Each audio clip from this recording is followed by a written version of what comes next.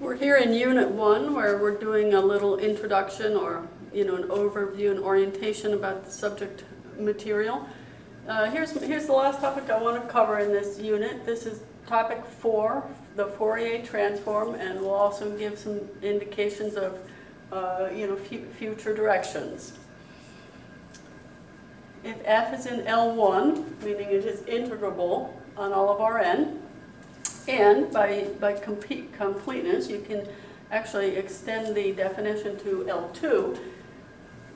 But let's start here. If f is in L1, so it's integrable, then the Fourier transform of f is defined in this way. And by the way, notice this is e to the minus I. So this is a bounded term. That's why f should be in L1. And here's the inverse Fourier transform. Calling it the inverse Fourier transform doesn't make it so. It's going to actually be one of maybe the hardest theorems that we will do in this course will be to prove that this is the inverse transform. And what I mean is you take f, Fourier transform, inverse Fourier transform back. If this is really the inverse Fourier transform, you should get f back. And we're going to do that. It's not so easy just calling it the inverse Fourier transform. Doesn't make it so. But these are the two transforms. Before we go on, I want to give you a little independent reading assignment. Go back to your undergraduate textbook in differential equations. I'm talking about ODE textbook. Here we're using Boyce and DePrimo, which is a very good book. Just take a look through those techniques, and you will see the very easiest technique is the fundamental theorem of calculus. Okay, how about integrating factors? Well, the technique there is put in a factor so that it can be reduced to the fundamental theorem of calculus. Okay, and then you've got a whole other class of techniques which involve, basically I think of them as guess what the solution looks like. Guess what the solution looks like. So if you've got constant coefficient first or second order, homogeneous equation, you can almost guess, sine and cosine, e to the x and e to the minus x.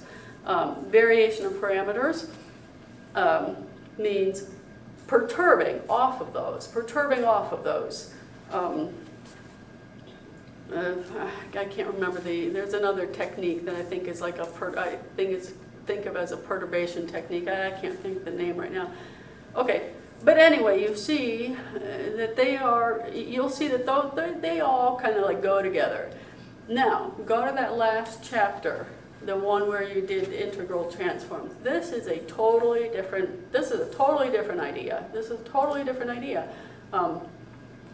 The first time I taught that class here, I kind of wondered, if Fourier transform is in some sense, I think of it as like the prototype of the integral transforms.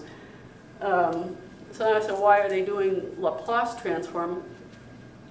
Laplace transform is a really good, it's really nice and it's really good technique. But in particular, for a lot of engineering students, it's very well adapted because the Laplace transform interacts very well with functions that are, functions like this, where, functions like this. And these occur a lot in engineering applications, in electrical engineering, because the signal's on until it's off. And Laplace transform interacts very well with this. But you will see that it is a totally different, it's a totally different idea. It's really interesting.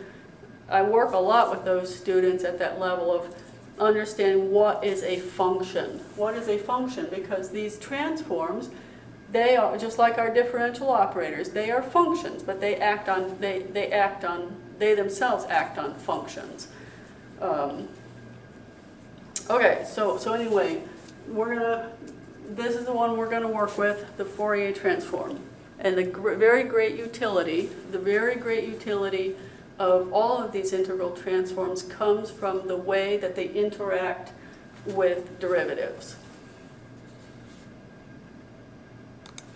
So the utility of the Fourier transform, all the integral transforms, is the way it comes from the way that they interact with derivatives.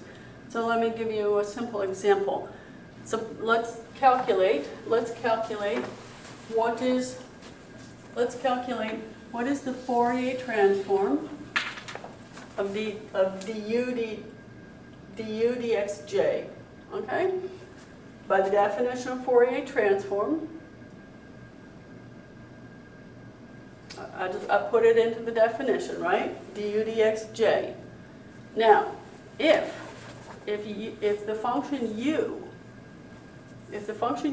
lies in a function space where it decays to zero, if it lies in a function space such that it decays to zero fast enough that you can integrate by parts, then without producing any, you don't have a boundary, so you're not going to produce boundary terms, but anyway, but if it decays, well, that's why you need it to go to zero.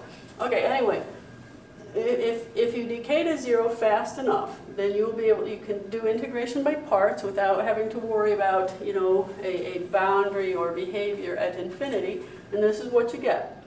Now, by the way, that will happen, for example, that would happen if U is in what they call the Schwartz space. And this function space is a little bit different than what we talked about in those very first couple of days. We were talking about then that we would typically be working in some giant infinite dimensional function space, but it'd be a vector space. It'd be a vector space with a norm. So we'd be working in a normed vector space.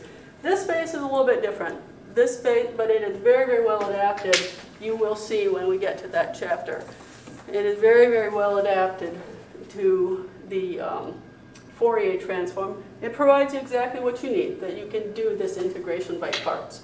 Okay, don't worry about the conditions under which you can do it for now. Just let's do it. If you can, so you do your integration by parts, you get a minus sign. Now your derivative falls on this. When you take this is your inner product, right? So you'll have the sum of terms like x1, c1 plus x2, c2. When you take your ddxj derivative, you're going to produce cj. But because you're integrating over Rn. X is the variable of integration. So for the purpose of the integration, this is a constant, so it comes out of the integral, okay? And then when you examine what you have left, isn't that exactly the Fourier transform of U itself? So the Fourier transform, so let's focus on this and this, ignoring these intermediate steps. Here's the point. The Fourier transform of the derivative is equal to c times the Fourier transform of U itself. So you see, here's the importance, and again, review that Laplace transform, or if in your undergraduate book you did Fourier transform, the same thing. The great utility of these comes from the way they interact with derivatives. Specifically, it changed a derivative into an algebraic expression. Here are two examples. These are methods of solution. Even by this early point, we've seen really, this is going to be our third method of solution for the heat equation. But you can do this on the wave equation too. Fourier transform in the spatial variables only. Now you've got, but t remains. T, the temporal variable, remains. Now you've got an ODE in the single variable t. Solve that, just again with techniques from that undergraduate course.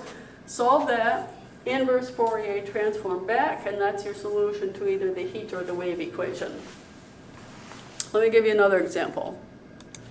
Here's something that's kind of consistent with the point of view you did in an undergraduate course in ordinary differential equations. You try to solve algebraically, and then do the inverse integral transform back. So here's what you can do. Let's write U as the inverse Fourier transform of its own Fourier transform. So here I've just substituted in to the definition of the inverse Fourier transform. And now apply a differential operator. In this example, I applied the Laplace operator. So apply the Laplace operator to U. My derivatives, again, we'll talk about conditions under which you can do this, but I pass my derivatives inside, and you remember we looked at in the a moment ago about how you interact with derivatives. And so look what happens when you apply the Laplace operator. The second order differential operator applied to U is converted into multiplication by a polynomial. In this example, I started with the differential operator. And then this was the polynomial expression, that I got out. You can reverse the point of view, or you can reverse the point of view. You can start with this polynomial inside your Fourier integral, and you can. Well, let me say it like this. We started with the differential operator, and then we got this, right? This polynomial expression. You can try to reverse this point of view by putting this polynomial expression and using that to define the differential operator. If you broaden the class of functions that you get here, you produce more general operators. You can use that to define more general operators. So here I had, it would be a differential. Let me see. Let's call it like a differential operator applied to U turns into a polynomial, multiplication by a polynomial, all right? And you can try to reverse the point of view. Oops. You can try to reverse the point of view by starting here and using that to define the operator. And we saw before that the way that the integral transform interacts with the derivative, if you apply a literal differential operator, you'll always get a polynomial here. But you could allow a broader class of functions here, and then use those to define a broader class of operators here. They won't be differential operators. They won't all be differential operators, because here's a very simple point. If a function U is zero, if a function is zero in an open set, right, then all of its derivatives will also be zero. But think about the heat operator, the solution operator. The hope here is that if you broaden the class of functions that are allowed into the Fourier integral, that you might be able to broaden the class of operators here to not just the differential operators, but maybe even their inverse or solution operators. And then think, as I said, if you have a differential operator, if U is zero in a set, right, then derivatives will also be zero in that open set. This is not true of inverses of differential operators. Remember we saw that with the heat operator? F had F, your initial temperature, might have compact support, but the solution operator was non-zero on the whole line. So that's the hope here. That's the hope here, that you might be able to, broaden the class of functions allowed here in order to maybe even capture solution and inverse operators. These are, if you do that, then you are talking about this larger class of operators here. You are talking about pseudo-differential operators. Okay, let's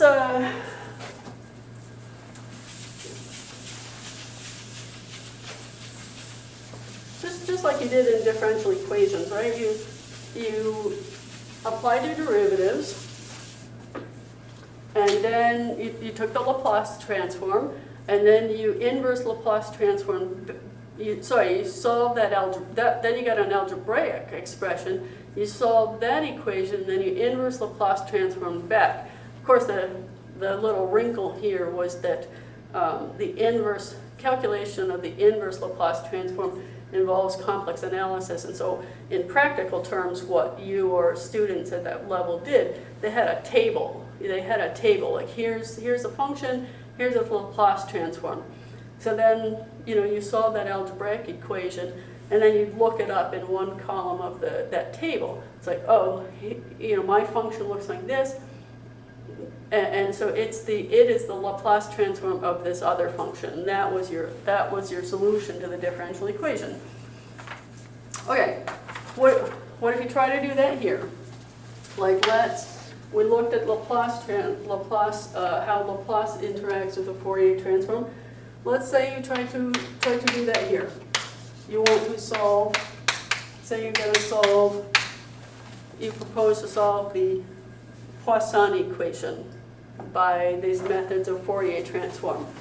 So just like you did back in undergraduate differential equations, take the Fourier transform of both sides. Then you're going to get an algebraic expression, right? A polynomial times Fourier transform of u, and that's equal to Fourier transform of f, right? You could hope to do what you did back in differential equations, solve algebraically.